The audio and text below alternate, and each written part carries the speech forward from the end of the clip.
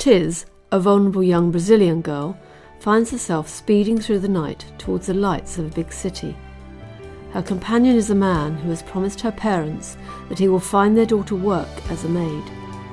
What awaits her there is something different, however, and her life becomes increasingly fraught with danger, both mental and physical. Interwoven into this tragic and violent storyline is the account of a young doctor whose life and love affair in the south of England are in stark contrast to the dangerous, sexually abusive situation in which Tiz finds herself. Yet their stories and that of their families become closely linked. You are listening to Tiz from the novel The Garden of Sparkling Delight by Deborah Vaughan. Part 18. Warming Delight. Tiz, who Chin had released the previous day from captivity in a daring raid, has now been diagnosed in the hospital. In the same hospital, a young English trainee doctor, Aidan, finds that Tiz is the same girl he was tricked into having sex with in a local brothel while on holiday some years ago. Tiz's mother, father and brother Davi, back in their remote, poverty-stricken village, find life desolate without their daughter. The wind began to gust noisily around their dilapidated shack as they reflected on having failed so far to find out where Tiz was. Meanwhile, Yara was out on the road battling against the same wind. The bus had finally set her down about 3 kilometres from the village.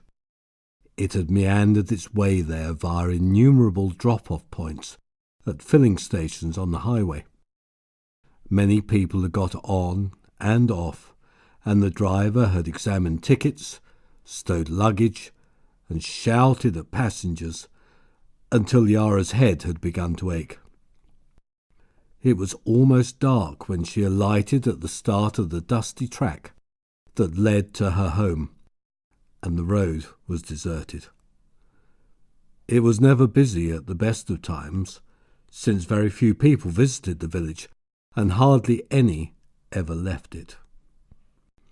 She was still trudging wearily along when the first playful zephyrs tugged at her ragged shirt, and by the time she got to the last grove of trees, nearly half an hour later, the wind was whipping her face and trying to pull the clothes off her back. She was hungry and tired, but inside her, glowing like a warm fire, was the knowledge that she would soon be back at home with her mother.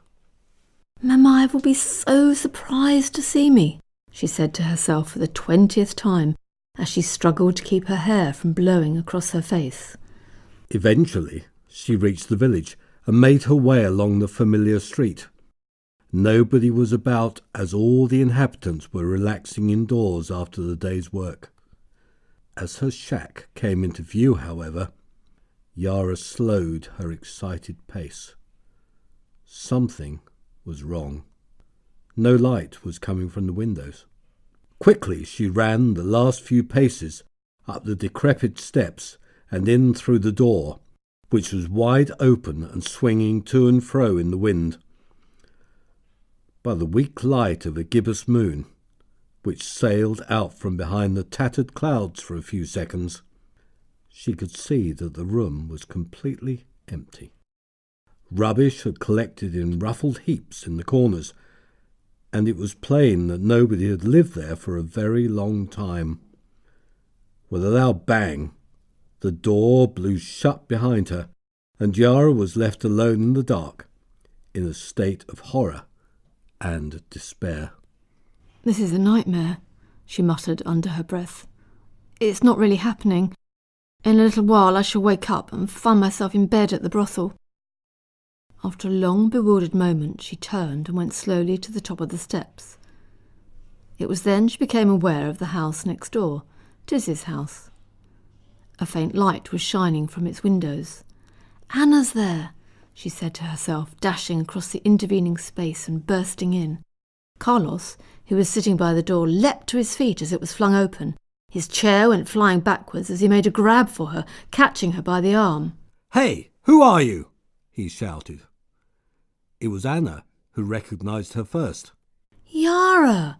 She exclaimed, struggling to her feet and giving the baby to Davy to hold. Is it really you? Yes, it's me, shouted Yara. But where's my mother?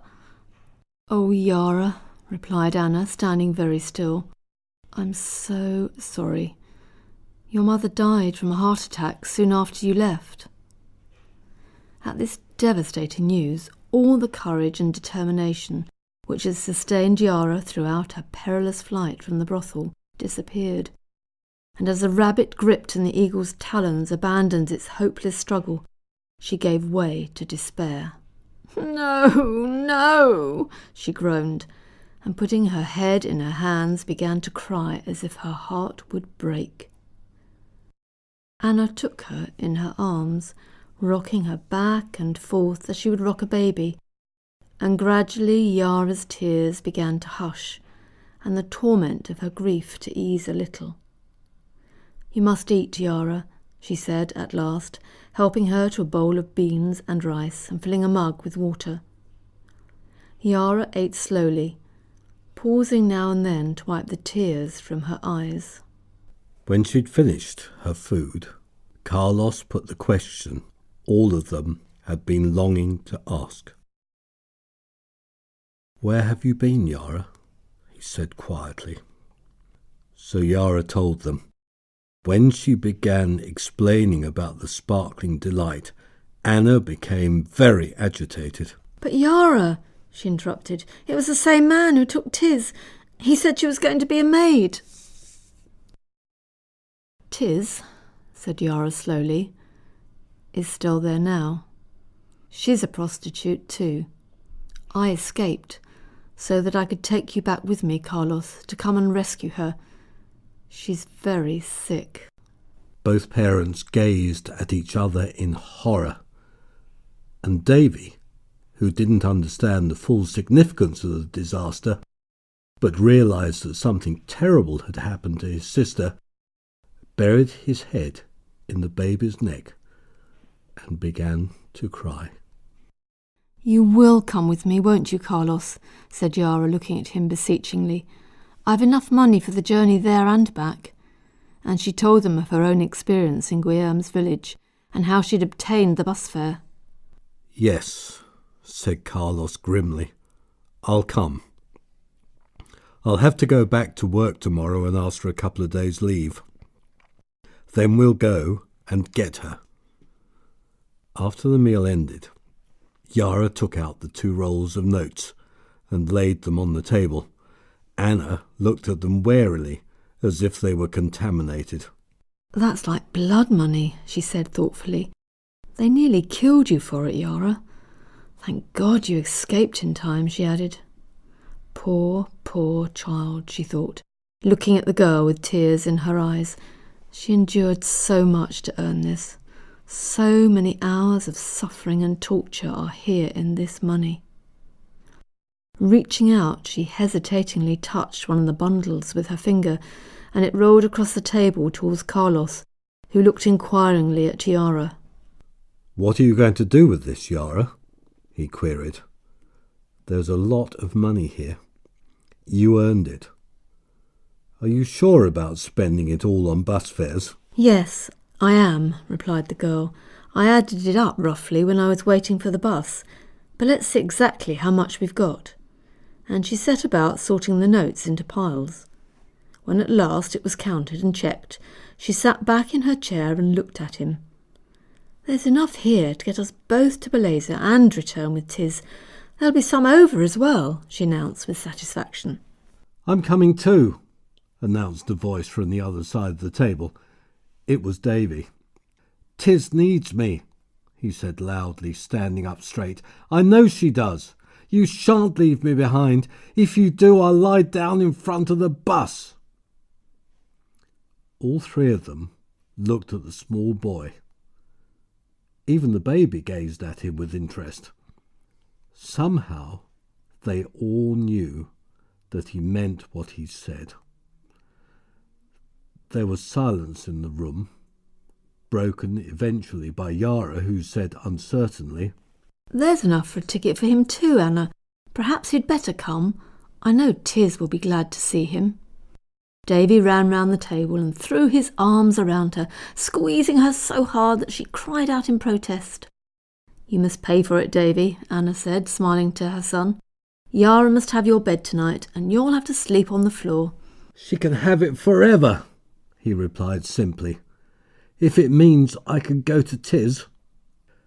2 days later, Anna watched the three of them walk down the village street on the first part of their journey back to the pick-up point on the main highway. "What if something dreadful happens to them?" she said fearfully to herself. "Then I'd be on my own, just like Yara's mother was." Slowly she made her way back inside the house, put the baby to sleep on the bed, and sat at the table to thread beads. One by one they clicked into place on the string. The sun was already shining brightly, and some of the beads seemed to sparkle as her deft fingers formed the gaudy pattern of the necklace. However, it wasn't the sunlight that caused the beads to glisten, but the tears that trickled down Anna's face and spilled over them as she thought of her beloved daughter in a brothel. Meanwhile, with every hour that passed, the bus was getting nearer to Beleza. It was a noisy place with music blaring out of the speakers, and Carlos had to put up with being jostled and pushed every time it stopped to let passengers on and off. He didn't care, however, as he was glad of the time to plan what he would do when they arrived at the brothel. "I wonder how Davy is coping with this," he thought after they'd been travelling for some time. "He's never been on a bus before." He looked down at his son, who was sitting quietly beside him, gazing out of the window, and wondered what he was thinking. "How are you doing, Davy? Are you enjoying yourself?" he questioned at last. The boy turned, looked at his father, and said slowly, "Not really, Dad. It's so noisy and I don't know any of these people. But it's okay," he added, managing a small grin. "We're going to get Tiz, and that's all that matters." Carlos looked back at him encouragingly, and then turned to see how Yara, who was sitting across the gangway, was getting on. As soon as he glanced at her face, he could see something was wrong. "What's the matter?" he inquired, raising his voice above the level of the music and the chatter of the other passengers. Yara looked at him, frowning. "We'll soon be at Guillaume's village," she replied. "What if he gets on?" Carlos smiled a grim smile and lifted his fist, waving it near his face. "It would be a pleasure to meet that rat. I hope he does," he said fiercely. Seeing that his words had put her mind at rest, he sat back in his seat and went to sleep, only waking when they drew into the bus station in Beleza. An hour later the three arrived at the top of the road in sight of the brothel. Yara stopped. "It's no good," she said in some agitation. "I can't go back there. Alexia will see me and grab me. You'll have to go on your own, Carlos. I'll wait here." "You look after Davy then," he ordered. "I'll be back with Tiz in a little while. I'm looking forward to meeting this Alexio," he added grimly, and strode off. When he arrived outside the sparkling delight, he stood for a while on the other side of the street and took a long look at the outside of the brothel. He'd not, in fact, got any idea in his mind of what he was going to do, but he knew the layout of the building and where Alexio usually sat, since Yara had described it to him during the journey. The road was a busy one, and the traffic was passing up and down it as fast as the steepness of the hill would allow. The entrance door was half open, and Carlos watched it carefully for some time, but nobody came either in or out. He could dimly see Alexio, however, sitting in the shadows, keeping guard on the front window where a semi-naked young girl sat. She'd adopted what was supposed to be a suggestive pose, but it was obvious to Carlos that she was feeling both bored and wretched. No matter how he racked his brain for a clever way of rescuing Tiz, no inspiration came to him. So, in desperation, he decided to march straight into the brothel and see what would happen next. Accordingly, he strode across the road and into the lobby. Alexio thought he was a customer, and, since the brothel was closed for a while, shouted after him as he burst into the inner waiting room. This was empty. So he made for the door into the dining room where Yara had told him the prostitutes sometimes gathered around the table to play cards in the afternoon. However, when he rushed in, there were no girls there, only the turtle, sitting at the far end of the table, giving her vermilion nails another coat of varnish. With her head bent over one outstretched hand and her scarlet mouth pursed in concentration, she looked like a shrivelled vampire crouching over its kill. "Where's Little Flower?" demanded Carlos, striding down the length of the table and coming to a halt inches from the old woman. The turtle looked up. She was used to dealing with difficult people, as the men who came to the Sparkling Delight were often drunk and truculent. "Who wants to know?" she inquired in a disinterested voice, looking up from the little brush poised over her index finger. "I do," rapped Carlos. "I'm her father. I've come to take her home." "Oh, really?" replied the turtle disdainfully. "I don't know where she is. She disappeared a while ago, so you're too late." And bending her head, she stroked another brush full of crimson varnish over her nail. At this, the gorge rose in Carlos's throat, and his anger became uncontrollable. He leaned forward, grabbed the turtle by the shoulders, shaking her so violently that the polished bottle flew out of her hand. It shot across the table and smashed against the wall, causing a tiny stream of blood-red varnish to trickle down the dingy white paint. "Where is she, you old witch? Where's Little Flower?" he raged, and shook the turtle again so hard that her head bent backwards and forwards on her scrawny neck, and her teeth made an irritating clacking noise in her head. Hearing the commotion, Alexio hurried in. He was just in time to hear Carlos's last question. So, as he lumbered towards them, he yelled, "She's telling the truth! The girl's gone!" Suddenly Carlos noticed the glint of a knife in the fat man's hand. Releasing the old woman, he ran round to the other side of the table. The turtle blinked and stared at Carlos so viciously that he felt his blood run cold. "If you ever come in here again," she hissed in a hard, venomous voice, "I'll have you killed." Carlos knew she meant it, so he raced for the door, catching one last glimpse of the turtle's face grinning coldly at him, scarlet lips drawn back and head thrust forward. Quickly, heart pounding, he sprinted back to Yara and Davi, his breath coming in great gasps. Haltingly, he explained what had happened. Davi let out a wail that startled several passers-by. "Tiz, oh Tiz, what have they done with you?" he cried in dismay. Yara's face fell in despair, but suddenly a thought struck her. "Was there a girl in the window?" she asked urgently. "Yes, there was," replied Carlos. "Do you think she might know something?" "She might," said Yara slowly. "It's worth a try." "I daren't go back again," said Carlos in a troubled voice. "Alexio will be watching for me now, and he has that knife." Yara stood for a long moment, twisting her hands in perplexity. "There's only one thing for it," she said in a small, frightened voice. "I'll have to go." "I'll go too," piped Davy. "I'll look after you, Yara." "You're a brave girl, Yara," said Carlos. "I'll keep watch from this end of the street. Surely nobody will connect you with the brothel if you're holding a child's hand." "I know. Why don't we buy a cheap hat for you to wear as a disguise?" "Quick then," said Yara. "The girl might be going in soon."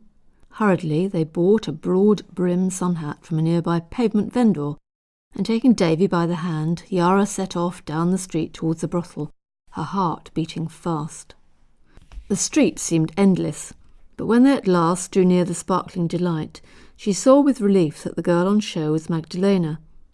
Cautiously, she sidled up to a small open window on the side of the shop front furthest away from Alexio, who was now sitting on guard in the half-open doorway, and hissed, "Magdalena, it's me, Yara." Magdalena turned and said in a frighteningly loud voice, "Yara, where have you been? Is it really you?" "Yes, quick," whispered Yara urgently. "Tell me what's happened to Tiz." "Chin came and took her to the hospital. That's all I know," replied Magdalena. At that moment, Alexio came out to see who was talking. Yara took one look at him, turned and fled up the street, dragging Davy behind her. They rounded the corner at speed, dodging in and out of the people crowding the pavements. As soon as they got to Carlos, Yara grabbed him. "Quick!" she cried. "Alexio's seen me. Tiz is in hospital. Run!" All three of them dashed rapidly away, turning into the maze of small alleys that wound their way along the hillside. After a short while, Davy began to lag behind. He had a stitch in his side, and his legs felt as if they were going to collapse. "Stop!" he gasped at last. "I can't run any more." All three came to a breathless halt, while Carlos listened to see if he could detect sounds of pursuit. But all he could hear was the noise of the traffic and the hum of voices from the folk hurrying up and down the main thoroughfare. "It's okay," he gasped. "I don't think we're being followed. Let's sit for a moment." All three squatted down on a convenient doorstep. When they'd recovered their breath, Carlos said, "Yara, do you know where the hospital is?" "No," replied Yara wearily. "We'll have to ask someone. I hope it's not too far.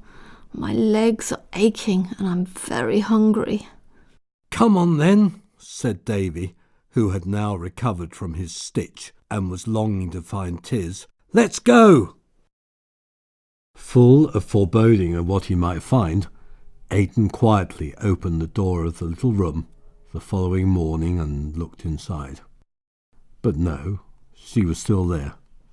Moving across to the bed, he stood looking down at the slight form which lay so still under the coverlet. "Still fighting," he said quietly, "but for how much longer?" As he watched, the girl groaned and rolled over on her side. Closing his eyes, he willed her to live with all the energy he had. Eventually, he tiptoed out of the ward, wondering if this was the last time he would ever see her alive. "She has to die soon," he said to himself despondently, as he made his way across the grounds to his house among the trees. Questions swirled round in his head, to which there seemed to be no answer. How had she got here to Belather, when the first time he'd seen her, she'd been miles away? How could her parents have let her come to work in a brothel? What would happen to her if she survived? On the third day, too restless to stay in bed, he got up early, just as the first light of dawn was fingering the horizon, and made his way once more down the path from his house to Tiz's bedside. The air was blessedly cool from an early morning shower, and raindrops sparkled on the bushes and trees. But he noticed none of these things, as he was dreading what he would find when he got to the ward. She had looked so desperately ill the previous evening that he couldn't bring himself to believe that she hadn't died in the night. However, on entering, he saw a sight that astonished him, for there she was, propped up in bed, eyes open, looking very much better. She looks, thought Aidan, like a precious china vase that has been smashed and stuck back together again very, very carefully. Tiz glanced up as the door opened with a look of helpless bewilderment on her face. "You look better. How do you feel?" he asked, forgetting in his delight that it was unlikely she could understand English. "Where am I?" she whispered, automatically answering his question in the same language she had used to reply to her mother when they'd been threading beads and practicing their English conversation. "In hospital," replied Aidan, surprised that she'd understood him. "You've been very sick, and you're here for us to make you better." He sat down on the chair, and his glance fell on his 2 handkerchiefs that now lay neatly folded on the bedside locker. Taking a deep breath, he drew from his pocket one of his grandmother's neatly folded clean hankies, with its fish monogram plainly showing, and held it out to her. "Take it," he said gently. Tiz took the handkerchief, looked at the monogram, then glanced at her 2 hankies. "Why have you got a handkerchief like mine?" she asked haughtily, taking several shallow breaths between the words. "Because," replied Aidan quietly, "your 2 handkerchiefs once belonged to me. Those are my father's initials, A, V, Andrew Vickers. The fishes were embroidered by my grandmother. These hankies are unique. You and I are the only people in the world who have them."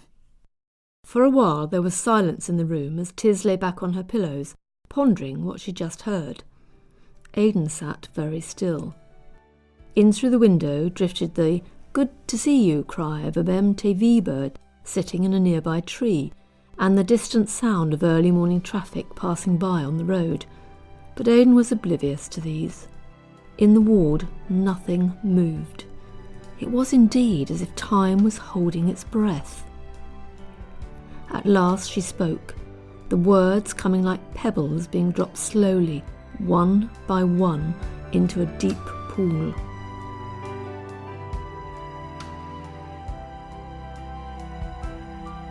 You have been listening to Tiz from the novel The Garden of Sparkling Delight. You may find more information by searching the web for The Garden of Sparkling Delight. Soaring to the skies with the wind in your hair, safe place only you can hide, trusting in those to keep you safe from harm. No hope tomorrow, nowhere to run, wondering how your life could be so cruel, just like the others, so vulnerable.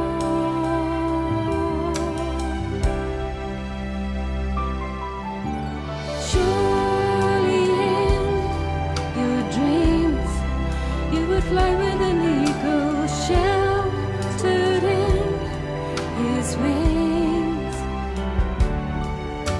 soaring to the skies with the wind in